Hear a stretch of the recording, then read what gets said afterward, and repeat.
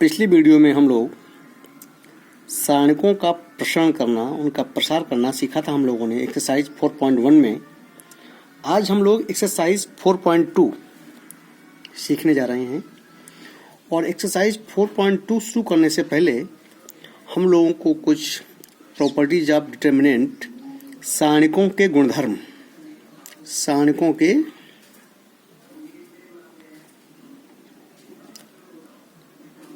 गुणधर्म समझने हैं, ठीक है ना। सारणिकों के गुणधर्म को सीखना है। तो सारणिक का पहली प्रॉपर्टी क्या है? यदि किसी सारणिक का मान, यदि पहली प्रॉपर्टी है, यदि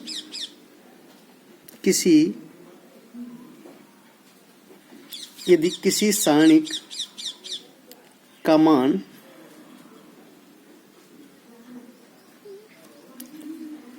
किसी सारणिक की पंक्तियों को स्तंभ में या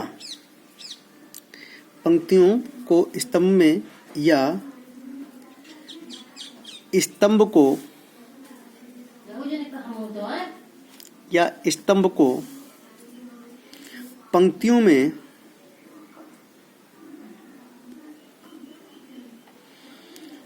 परिवर्तित कर दिया जाए, परस्पर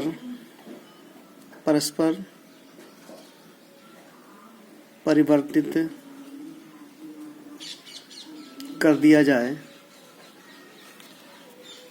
तो सारणिक का मान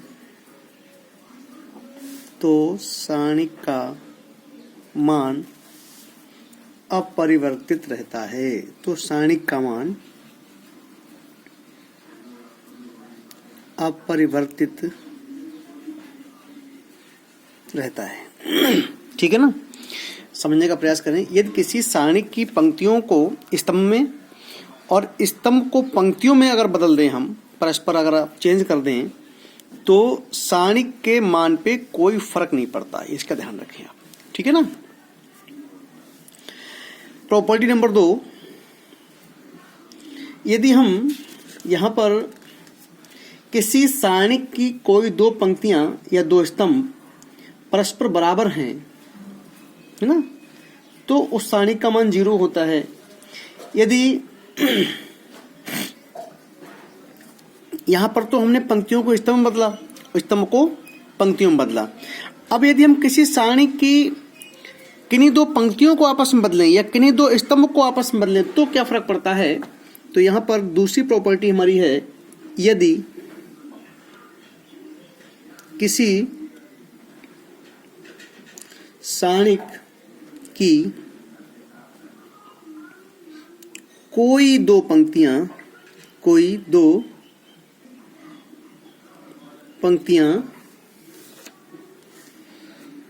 या कोई दो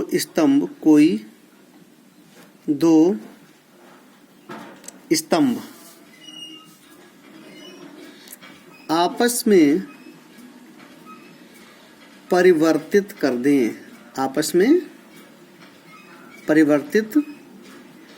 दें, तो सारणिक का मान नहीं बदलता है। तो सारणिक का मान नहीं बदलता, केवल क्या बदलेगा? केवल सारणिक का चिन्ह बदलेगा, केवल सारणिक का चिन्ह बदल जाएगा।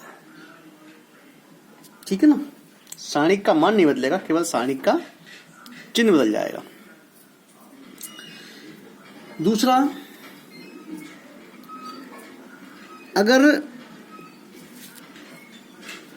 पंक्तियों को स्तंभ में बदलेंगे तो ये होगा, कोई मान नहीं, फर्क नहीं पड़ेगा। लेकिन अगर दो पंक्तियों को आपस में बदलेंगे या दो स्तंभों को आपस में बदलेंगे तो सारणिक का मान तो वही रहेगा, संख्यात्मक मान, लेकिन उसका केवल संख्यात्मक मान का चिन्ह बदल जाएगा। अगर प्लस है तो माइनस हो जाएगा, माइनस है तो प्लस हो जाएगा। तीसरी प्रॉपर्टी है, यदि किसी सारणिक की कोई दो पंक्ति, यदि किसी सारणिक की दो पंक्तियां या दो स्तंभ, दो पंक्तियां या दो स्तंभ समान हैं, तो सारणिक का मान पता क्या होगा, शून्य हो जाएगा। तो सारणिक का मान शून्य होता है। ये ध्यान रखिए, ये बहुत इंपॉर्टेंट है। अगर यदि किसी सारणी की दो पंक्तियां या दो स्तंभ आपस में बराबर हैं बिल्कुल, तो सारणिक का मान शून्य हो जाएगा। ये ध्यान रखें आप। और चौथा गुण है इसका, इसका चौथा गुण है कि यदि किसी सारणिक के किसी एक स्तंभ में या किसी एक पंक्ति में, यदि किसी सारणिक के किसी एक स्तंभ या पंक्ति में किसी अचर का मतलब कोई कांस्टेंट हो सकता है, किसी अचर के से गुणा करते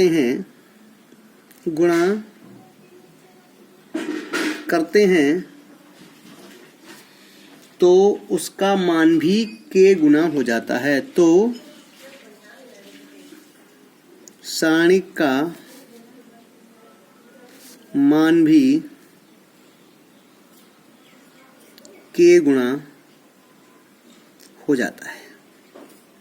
ठीक है ना। अगर किसी पंक्ति या किसी स्तंभ में अगर हम के से या कोई किसी अचर संख्या से गुणा कर देंगे तो उस सारणिक का जो मान आएगा वो भी के गुना होगा। इसका बहुत प्रयोग करेंगे। अभी हम लोग जब सवाल लगाएंगे तो उसमें हम लोग देखेंगे। प्रॉपर्टी नंबर 4 क्या है हमारी, ये प्रॉपर्टी नंबर 4 थी, ये 5 हमारी प्रॉपर्टी है। 5वीं प्रॉपर्टी क्या है कि यदि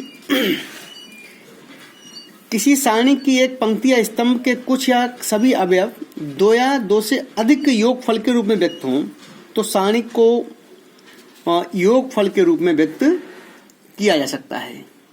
तो यहाँ पर ये बात विशेष ध्यान देने वाली है कि अगर यहाँ पर जैसे मैं एग्जाम्पल देके आपको बताऊं, मान लीजिए a plus x, b plus y और सी प्लस जेड। ठीक है ना। यहाँ पे लिख दिया मैंने a b c, a1x b1y c1z, a2 b2 और यहाँ पर लिख सकते हैं c2 a3 b3 c3। तो हम यहाँ पर देखो पहली पंक्ति में दो अवयवों को जोड़ के लिखा गया है ना। तो हम यहाँ पे क्या कर सकते हैं, इसको अलग अलग करके लिख सकते हैं। इसकी 5वीं प्रॉपर्टी यही कहती है a1 b1 c1, a2 b2 c2, a3 b3 c3 plus यहाँ पे आ जाएगा x by Z, a2 b2 c2, a3 b3 c3। ठीक है ना।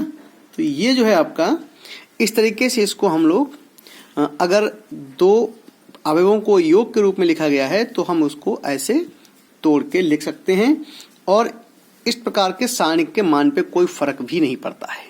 ठीक है ना।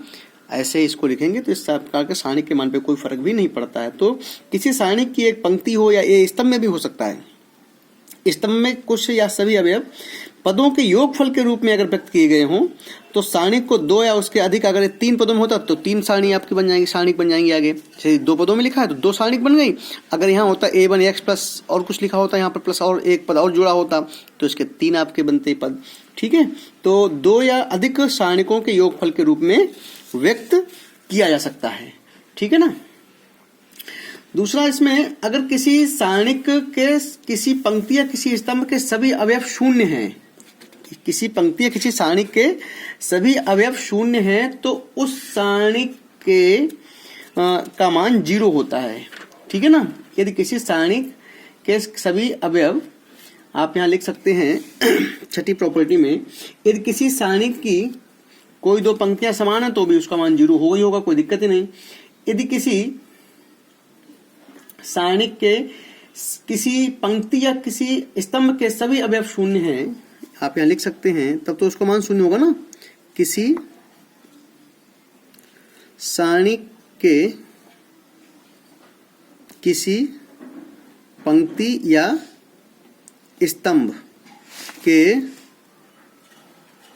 सभी अवयव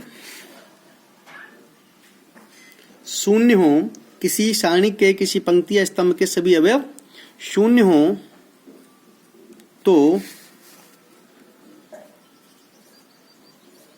सारणिक का मान क्या होगा? 0 होगा। तो सारणिक का मान 0 होगा। ठीक है। तो ऐसे ही ये कुछ प्रॉपर्टी मैंने आपको बताई, बाकी हम लोग आगे सवाल लगाएंगे तो आप लोग देखेंगे। इसमें कोई यहाँ पर विशेष आपको याद नहीं करना है। जब आप 1-2 बार सवाल लगाएंगे और इनको पढ़ डालेंगे तो ये सारी की सारी आपको याद हो जाएंगी। ठीक है। और बाकी अब हम लोग आते हैं एक्सरसाइज 4.2 पे। हमारी एक्सरसाइज है 4.2, ये आपकी प्रॉपर्टी थी। एक्सरसाइज 4.2 का क्वेश्चन पहला है। क्या क्वेश्चन हमारा पहला है? अब आप लोग उसको देखेंगे। क्वेश्चन हमारा पहला है 4.2 का, देखें आप। बिना प्रश्न किए और सारणिकों के गुणधर्म का प्रयोग करके निम्नलिखित प्रश्न 1 से 5 सिद्ध कीजिए। क्या सिद्ध करना है मुझे? कि ये इसका मान 0 होगा, इसका मान 0 होगा, इसका मान 0 होगा। मतलब ये सवाल है 1 से 5 तक आपको बिना प्रश्न किए, मतलब इसका प्रसार नहीं करना है, विस्तार नहीं करना है। केवल सारणिक की प्रॉपर्टी जो मैंने अभी आपको सिखाई, उन प्रॉपर्टी का प्रयोग करके आपको ये बताना है कि इसका मान 0 क्यों होगा, इसका मान 0 क्यों होगा, इसका मान 0 क्यों होगा। एक एक सवाल को भी हम लोग लेते हैं और आपको बताते हैं। ठीक है ना। तो पहला क्वेश्चन हमारा है यहाँ पर, देखें आप। x by Z A B C, x plus A, by plus b और जेड प्लस सी बराबर 0। ओके, ये हमारा पहला क्वेश्चन है। तो पहला क्वेश्चन अब कैसे इसको देखेंगे, आप देखें। यहां पर देखिए, इसको 2 प्रकार से आप लिख सकते हैं। अभी मैंने बताया था आपको 5वीं प्रॉपर्टी देखें। इसमें क्या है, 2 पदों के योग के रूप में है तो उसको हम ऐसे लिख सकते हैं ना, विस्तार करके। तो प्रॉपर्टी नंबर 6 का आप 5 का प्रयोग करेंगे गुण से, तो क्या आएगा इसका बेटा? फिर तो इसको लिखिए LHS। क्या आएगा LHS हमारा? x by Z A B C, x plus A, by plus B, Z plus C, ये बराबर हो जाएगा आपका, इसको लिखेंगे आप x by Z A B C, x by Z plus, पहला क्या हो जाएगा, ये हो जाएगा आपका। अगले उसमें क्या आ जाएगा, फिर से x by Z A B c और ए बी सी। अब आप देखिए ध्यान से, यहाँ पर पहला कॉलम C1 C2 C3, ये पहला कॉलम, दूसरा कॉलम, तीसरा कॉलम। तो C1 और C3 दोनों बराबर हो गए, x by Z x by Z. और मैंने आपको बताया था कि यदि किसी प्रॉपर्टी नंबर 2, किसी सारणिक की कोई 2 पंक्तियां या कोई 2 स्तंभ आपस में क्या नाम बराबर हैं। देखो तीसरी देखो, यदि किसी सारणिक की 2 पंक्तियां 2 स्तंभ समान हैं, है ना, समान हैं, तो उस सारणिक का मान क्या होगा? 0 होता है। अब आप बताइए इसका मान क्या होगा? यहाँ पर C1 तथा C3 समान है ना। यहाँ पर क्या है, C2 तथा C3 समान है ना। यहाँ C1 C3 समान है, यहाँ C2 C3 समान है इसमें। तो इसका मतलब क्या आएगा, इसका मान आएगा 0, इसका ही मान 0, तो ये इसका मान आ जाएगा 0। यही आपका RHS है। यहाँ पर एक तरीका और भी आप यूज कर सकते हैं मेथड, कि आप C3 में से चाहे घटा दो C2 और चाहे घटा दो C1, दोनों में से कोई भी आप घटा देंगे तो आपको 2 स्तंभ आपको बराबर मिल जाएंगे, तो भी आप कह सकते हैं कि इसका मान 0 होगा। ठीक है ना, किसी भी तरीके से आप इसको लगा सकते हैं। नेक्स्ट क्वेश्चन हमारा है, ये क्वेश्चन आपके केवल प्रॉपर्टी बेस्ड हैं, प्रॉपर्टी पर ही आधारित हैं सारे। ठीक है ना। देखें, सेकेंड क्वेश्चन हमारा है A minus B, B minus C, C minus a, B minus C, C minus A, A minus B, C minus A, A minus b और B माइनस सी बराबर 0। ये हमको सिद्ध करना है। ठीक है, तो LHS ले लीजिए आप अपना। A minus B, B minus C, C minus a, B minus C, C minus A, A minus B, C minus A, A minus b और B माइनस सी। ठीक है, अब आप देखें जरा यहाँ पे, अगर इसमें C1 C2 C3 C1 में जोड़ दो आप। C1 में C1 C2 और C3 तीनों कॉलम हम C1 में जोड़ रहे हैं। देखिए ध्यान से रख, क्या आएगा इसका, A minus B plus B minus C plus C minus A, पहले कॉलम में जोड़ रहे हैं तीनों को। यहाँ क्या आएगा, B minus C plus C minus A plus A minus B, C minus A plus A minus B plus B minus C, और सेकंड और थर्ड आपका कॉलम वैसा ही रहेगा, B minus C, C minus A, A minus B, C minus A, A minus b और B minus c. तो देखिए ध्यान से, A से A कट गया, C से C कट गया, B से B कट गया, ये सब कट जाएंगे आपस में, ये सब कट गए। तो अब बचा क्या यहाँ पर, 0 0 0, क्या बचा, 0 0 0, और ये आपका आ गया B minus C, C minus A, A minus B, ये हो गया C minus A, A minus B, B minus C. मैंने आपसे कहा था कि अगर किसी सारणिक में कोई स्तंभ या किसी पंक्ति के सभी अवयव 0 हैं तो उस सारणिक का मान क्या होता है, 0। C1 के सभी अवयव क्या हैं, C1 के सभी अवयव 0 हैं, तो इस सारणिक का मान क्या होगा, 0 होगा। ये आपका प्रूव हो गया। ठीक है ना। तो ऐसे ही इसका तीसरा क्वेश्चन आप अपने आप लगा सकते हैं। ओके, और बाकी अब देखो चौथा क्वेश्चन मैं आपको बता रहा हूँ। देखिए तीसरे क्वेश्चन में क्या करेंगे आप, मैं आपको थोड़ा सा हिंट कर दूं। ठीक है ना, देखें आप तीसरे क्वेश्चन में 2 3 5 7 8 9 65 75 और 86 है। तो आप देखें यहाँ पर इसमें से अगर हम 9 कॉमन ले लें, सब में से 9 7 63 है ना, देखो, और ये पहले तो आप इसे घटा दीजिए, C3 माइनस C1 कर दो, तो यहाँ क्या आएगा, 65 में से 2 गया 63, 75 में से 3 गया 72, और 86 में से 5 गया 81 बचेगा। ठीक है ना, तो C3 माइनस क्या करना है आपको, C1 करना है। उसके बाद आपका C3 में से आप 9 कॉमन ले लेना, तो यहाँ क्या बचा था, 65 में से 2 गए, बचे 63 थे, तो 9 से 63 7 बचेगा यहाँ पर, यहाँ 72 बचे, 9 थे 72, यहाँ क्या बचेगा 8 बचेगा, यहाँ 86 में से 5 गए 81, 9 ने 81, तो तीनों में से 9 कॉमन आ रहा है, 9 आप बाहर निकालेंगे तो यहाँ क्या आएगा, यहाँ 7 8 9 आ जाएगा, तो C2 और C3 बराबर हो जाएंगे, इसका मान क्या आ जाएगा, 0 आ जाएगा। ओके, अब आप देखें सेकेंड क्वेश्चन हमारा, यानी कि फोर्थ क्वेश्चन क्या कह रहा है, आप एक बार देख लेंगे।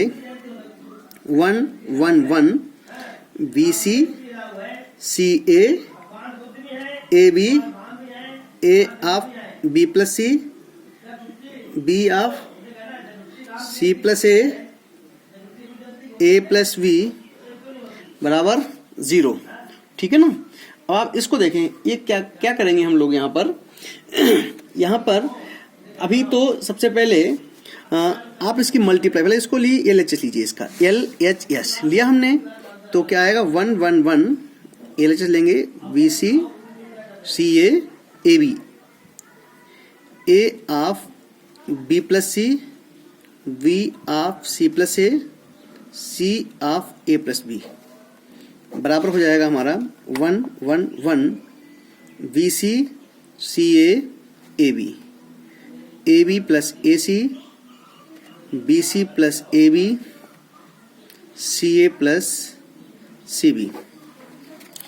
अब देखो यहाँ पर हम क्या करेंगे, C3 में C2 जोड़ दो। आप क्या करेंगे, C3 में C2 जोड़ दीजिए, तो क्या हो जाएगा आपका 1 1 1, ये आपका VC CA AB ही रहेगा, और यहाँ जोड़ेंगे जब आप तो ये हो जाएगा AB plus BC plus CA, यहाँ में आप लिखिए क्या आएगा, BC plus AB plus CA, यहाँ CA प्लस CB और प्लस AB।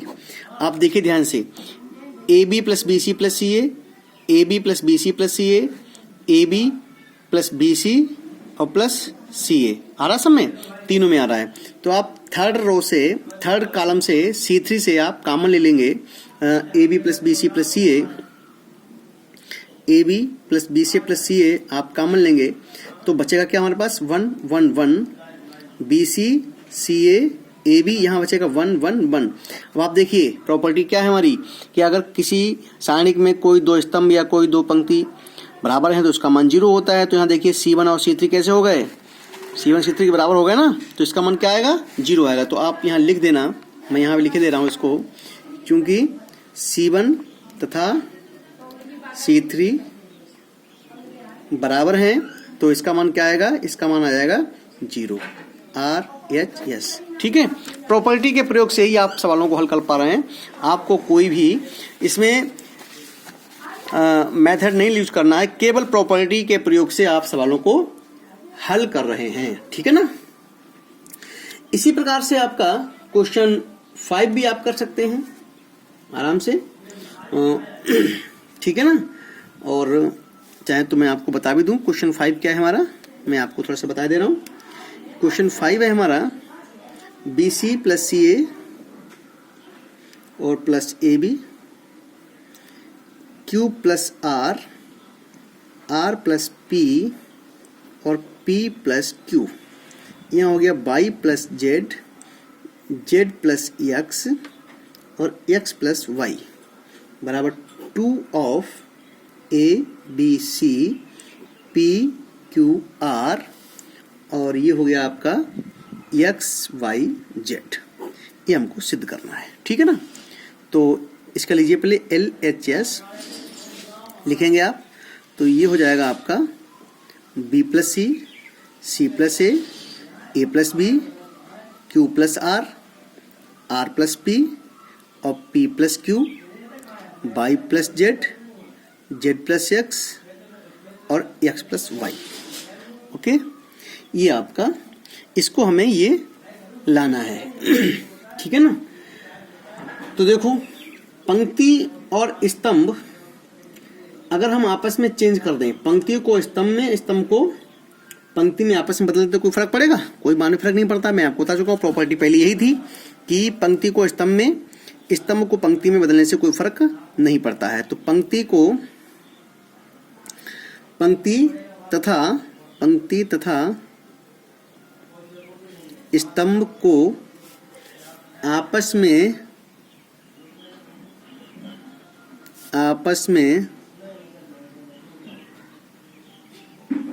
परिवर्तित करने पर, तो देखो क्या आएगा, पंक्ति और स्तंभ को आपस में परिवर्तित करने पर, यहाँ पर जब परिवर्तित करेंगे तो ये हो जाएगा आपका B plus C, C plus A और A plus V। Okay, Q plus R, R plus P और P plus Q। Okay, Y plus Z, Z plus X और X प्लस Y। ठीक है, बदल दिया आपस में। अब यहाँ पे क्या करेंगे, C3 में हम करेंगे ऑपरेशन। किस में करेंगे? C3 में। तो C3 में हम क्या करेंगे, C3 में से C1 और C2 को जोड़ घटा दो। ओके, C1 और C2 को जोड़ के घटा दीजिए आप। तो देखो इसको घटा रहे हैं हम। ओके, कैसे घटाएंगे आप देखें। C3 में हम क्या करेंगे, C3 minus C1 plus C2, ये काम करके देखिए आप। C3 minus C1 plus C2, जब आप ये करेंगे तो देखो C1 आपका वैसे ही रहेगा, B plus C, Q plus R, Y plus Z, C plus A, R plus P, Z plus X। अब यहाँ देखो घटाओ इसमें से, जब ये घटाएंगे तो A से A कट जाएगा और B से B कट जाएगा, क्या बचेगा C और C बचेगा, यानी कि -2C बचेगा। ठीक है, P और Q निकल जाएगा आपका यहाँ से, तो P और Q निकल जाएगा, क्या बचेगा माइनस का 2R बचेगा, और X बाई आपका निकल जाएगा तो बचेगा माइनस का 2Z बचेगा। ओके, अब C3 से आप 2 कॉमन ले सकते हैं, C3 से 2 कॉमन ले सकते हैं, तो 2 कॉमन लीजिए आप, -2 कॉमन लिया तो बचा हमारे पास B plus C, Q plus R, Y plus Z, C plus A, R plus P, Z plus X, C R Z। Okay, अब हम देखो यहाँ पर C1 में क्या कर रहे हैं, C1 माइनस C3। ओके, और C2 में क्या करेंगे, C2 माइनस C3, तो ये हो जाएगा आपका -2 बाहर है हमारा, C1 में से घटाओ C3 तो C R Z कट जाएंगे आपके, क्या बचेगा हमारे पास B Q Y बचेगा। यहाँ C2 में से C3 घटाएंगे तो C2 C R Z cut जाएंगे, क्या बचेगा हमारे पास A P X बचेगा, C R Z हमारे पास ये बचा। तो इस तरीके से आपने देखा ये आपका -2 भी आ रहा है, तो इसमें हम क्या करेंगे, हमें लाना क्या है, 2ABC लाना है। यहाँ क्या आ रहा है हमारे पास, देखो BQY APX और ये AR ये आ रहा है ना। तो हम यहाँ पर क्या करेंगे, सबसे पहले C1 और C2 को आपस में चेंज करेंगे। ओके, C1 को C2 को आपस में म्यूचुअल ट्रांसफर करेंगे, क्या करेंगे, म्यूचुअल ट्रांसफर करेंगे।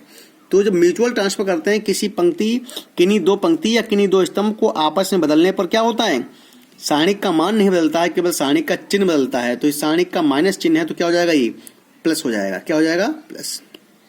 APX BQY CRZ। ओके, अब आप देखें क्या करेंगे, पंक्ति और स्तंभ को फिर से आपस में परिवर्तित कर देंगे, पंक्ति और स्तंभ को क्या करेंगे, आपस में बदलने पर, तो ये हो जाएगा आपका 2 of A P X B Q Y C R Z, यही आपको लाना था, ये आपका RHS हो गया। ठीक है ना, तो इस तरीके से आपको यही लाना था, ये आपका RHS हो गया। ओके, तो ये 5वां क्वेश्चन था आपका, जो हल नहीं करना था, केवल प्रॉपर्टी के प्रयोग से आपको इसको सिद्ध करना था, जो आपने सिद्ध किया। अगला क्वेश्चन हमारा 6 है। इसमें 6 क्वेश्चन कह रहा है कि सारणिकों के गुणधर्मों का प्रयोग करके हमें 6 से 14 तक सिद्ध करना है हमें, है ना। तो ये सिद्ध करेंगे हम लोग 0A minus B minus A 0 minus C और B C 0, इसका मान 0 आएगा, ये हमको सिद्ध करना है। ठीक है ना, तो देखो क्या से सिद्ध करेंगे हम इसमें तो R1 में अगर हम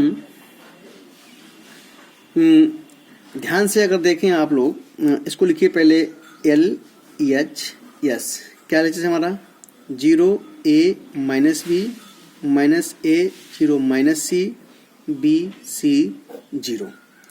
ओके, अब हम क्या करेंगे, C से गुणा करेंगे और C से भाग करेंगे R1 में, पहली पंक्ति में C से गुणा और C से भाग करेंगे, तो ये हो जाएगा हमारा, देखें आप क्या हो जाएगा। चाहे इसको डायरेक्ट आप खोल दीजिए, अगर आप चाहें तो विस्तार करना तो विस्तार भी कर सकते हैं। कैसे विस्तार करेंगे आप, प्रथम पंक्ति के सापेक्ष विस्तार करने पर, प्रथम पंक्ति के सापेक्ष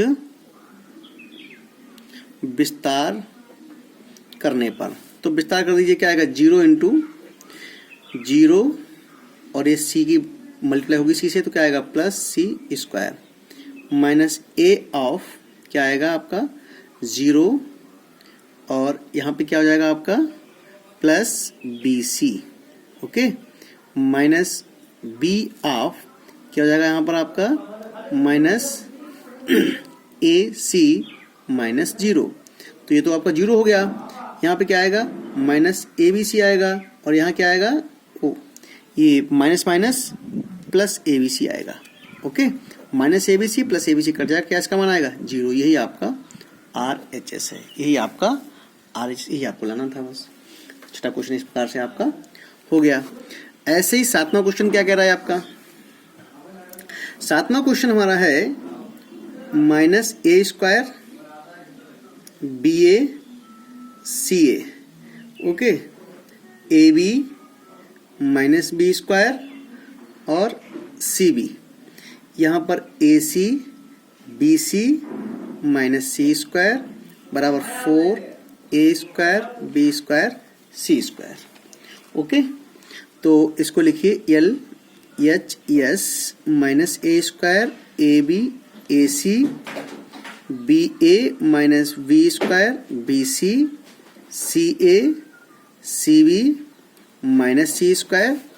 अब ध्यान से देखिए, C1 में हमको A कॉमन मिल रहा है, C2 में हमको B कॉमन मिल रहा है और C3 में हमको C कॉमन मिल रहा है। C1 में A मिल रहा है कॉमन, A हर जगह है, C2 में B मिल रहा है कॉमन और C3 में हमको C कॉमन मिल रहा है। तो आप यहाँ लिख सकते हैं जो देखें, या फिर आप रो में देख सकते हैं, पहली पंक्ति में हमको ए मिल रहा है कॉमन, दूसरी पंक्ति में बी कॉमन मिल रहा है, तीसरी पंक्ति में सी कॉमन मिल रहा है। आप चाहें तो कॉलम से या रो से किसी से भी कॉमन ले सकते हैं। तो आप यहाँ लिखेंगे R1 से ए तथा R2 से बी तथा R3 से सी कॉमन लेने पर, ठीक है ना, ये उभयनिष्ठ आप ले सकते हैं, उभयनिष्ठ लेने पर, ओके।